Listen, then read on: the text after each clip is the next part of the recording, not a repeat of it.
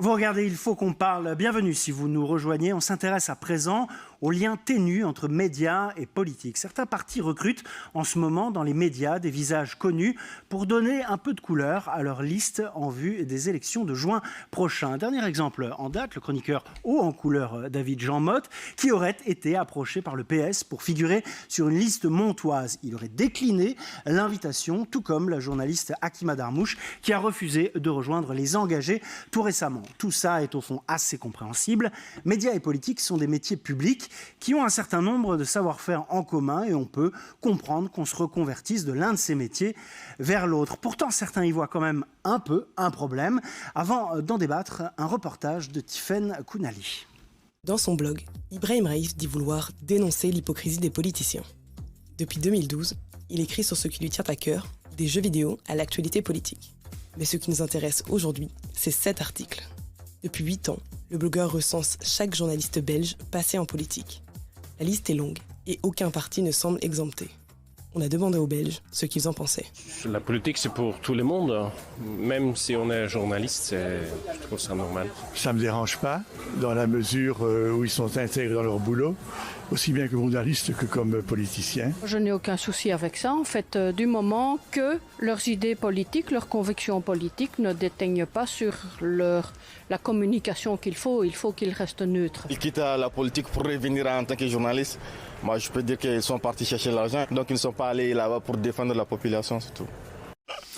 Et pour en parler, nous recevons Claude Archer, cofondateur de Transparentia. Bonjour. Bonjour Julien. Je dois vous avouer que nos réalisateurs qui sont allés faire un micro-trottoir ont eu du mal à trouver des gens qui trouvaient anormal qu'on passe des médias à la politique. Cette dernière information était intéressante parce qu'elle mettait en avant peut-être le meilleur salaire. Quand je vous ai appelé hier pour vous inviter aujourd'hui, vous aviez l'air surpris qu'un journaliste s'intéresse à ce sujet. Pourquoi ? Parce que c'est très tabou, évidemment. Comme la bulle politico-médiatique est très liée, les relations sont proches, parfois c'est même des relations de couple, ou simplement en voyage. Quand un ministre part en voyage, ça permet à des journalistes de faire le voyage avec. On est à l'hôtel pendant le séjour, forcément les articles sont plutôt élogieux.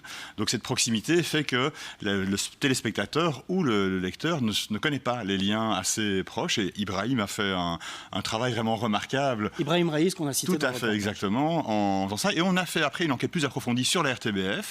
On s'est rendu compte qu'il y avait des allers-retours. Alors qu'un journaliste, par exemple chez RTL, ils passent tous au MR. Très bien, ils n'y reviennent pas à RTL. À la RTBF, ce qui se passe, c'est qu'ils reviennent après à la RTBF, et ça, le public n'est pas au courant.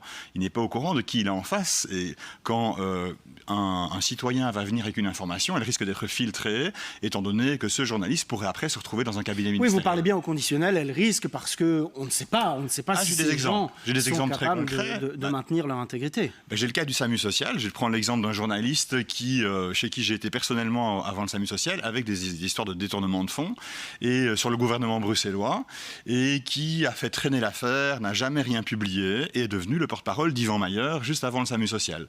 Fabrice Vogt, pour ne pas le citer. Bien sûr que ce journaliste a filtré l'information. Je vous laisse évidemment libre de vos propos et de vos accusations qui ne sont pas celles d'Hélène 24, mais en tout cas, votre travail de toute façon est reconnu. Ce qui m'intéresse aussi, c'est qu'au-delà de la RTB, sur laquelle on reviendra, votre cible actuellement, c'est le PTB. Pourquoi ? Ah oui, c'est plutôt le fait qu'un administrateur dans la RTBF, c'est 400 millions d'euros, il y a un vice-président PTB maintenant. Alors la RTBF est très opaque. On s'est rendu compte qu'il est très difficile, depuis 2 ans on demande, à avoir la liste justement des journalistes qui font des allers-retours entre la politique et les cabinets ministériels. C'est très important parce que vous devez savoir dans une rédaction que celui qui vous parle est un futur employé d'un ministre, donc ce n'est pas celui qui va investiguer sur ce ministre. Ça, le public ne connaît pas ces liens. Pour obtenir ces liens, la RTBF fait tout. Comme pour les rémunérations, pour ne pas les communiquer, ils prennent des avocats, j'ai même ici des recours au Conseil d'État faits par l'administrateur général pour ne pas divulguer ces informations qui sont bien sûr publiques. Et à ce moment-là, on s'est adressé au vice-président de l'RTBF qui est maintenant du PTB, vu que 600 000 personnes ont voté pour le PTB, et on s'est rendu compte en fait qu'il ne rendait aucun compte du tout au PTB, que c'était juste quelqu'un d'assez opportuniste, Vincent Engels, qui a profité du PTB comme tremplin pour être vice-président de la RTBF. Et à ce jour, depuis 2 ans, il n'a jamais tapé du poing sur la table. il n'a jamais donné les informations demandées, que ce soit sur les rémunérations ou sur ces liens incestueux entre la RTBF et le monde politique. Donc, si j'ai bien compris, vous allez aller trouver Raoul Edebo tout prochainement pour le faire parler. Alors, j'ai mon ticket de train qui est déjà acheté. Ils font leur fête du PTB à Ostende. Donc, j'ai rempli. Je vais à Ostende samedi et Raoul, je viens de demander des comptes. Voilà. Jean-Marc Guéraille, évidemment, c'est complexe et c'est un peu osé de mettre cette question je suis journaliste. sur le tapis. Et vous avez votre carte de presse, si je me souviens bien, depuis 1982, quelque chose comme ça. Je n'exagère pas, mais c'est ces années-là. Mais quand on entend que dans un avion, pour se rendre, que sais-je, à New Delhi, un ministre et un journaliste discutent et finissent par bien s'entendre, ça ne me semble pas non plus complètement aberrant. Est-ce que je vais prendre un autre exemple. Est-ce que si je me rends avec le pape dans un de ses déplacements, est-ce que je suis catholique? Pas forcément. Je fais mon rôle de journaliste le plus proche possible de celui ou de celle que je suis. Il est évident que dans un avion, il y a forcément une promiscuité. Et crois-moi, en général, le journaliste, il n'est pas juste à côté du ministre, il est pratiquement dans la soute. Hein. Je l'ai vécu, donc je peux le dire. Ceci dit, c'est pas que je vais défendre la profession, mais il y a un côté chasse aux sorcières, parce que le journaliste, ok, il est journaliste, il a une déontologie à suivre. S'il ne la suit pas, il est condamné. Ça existe. Pas vraiment. Je peux le nombre de médias qui ne respectent pas les avis du CDJ. On est obligé de les publier quand on est condamné. Et quand on est condamné, on les publie. C'est déjà arrivé aux médias que je dirigeais jusqu'à peu, la dernière heure. J'ai dû, pour un titre qui était jugé inadéquat. Bref, il y a des organes de contrôle qui fonctionnent. Exactement. Mais ça, c'est une attitude un peu corporatiste. Mais c'est normal, c'est bonne guerre. Non, vous informez la formule un peu plus. Je suis journaliste, mais j'espère que je suis citoyen aussi. C'est-à-dire que j'espère que je peux me permettre de penser des choses qui ne sont d'ailleurs parfois pas en rapport avec ce que des partis ou un parti pense. Moi, j'ai des idées sur des débats de société, sur la démocratie, et je ne me retrouve pas dans un seul parti, parce que j'espère être quelqu'un qui réfléchit. Mais le clivage n'est pas entre les partis. Vous savez, les partis sont assez interchangeables en Belgique. Je vais aller plus loin, peut-être même pour aller dans votre sens. Pour moi, la première qualité d'un journaliste, c'est la curiosité.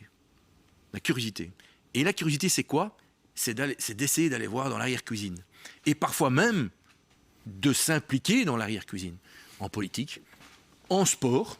Moi, je vous avoue que si on m'avait un jour proposé un job intéressant dans un club de foot de haut niveau, ça ne m'aurait pas désintéressé. Comme porte-parole, par exemple. Comme porte-parole, comme membre du conseil d'administration. Ça ne m'aurait pas désintéressé d'aller voir comment ça se passe. Ici, on parle de gens qui vont travailler pour un ministre directement, qui travaillent à la RTBF, par exemple, qui vont être porte-parole du ministre et qui après reviennent à la RTBF sans que le public ne sache ça.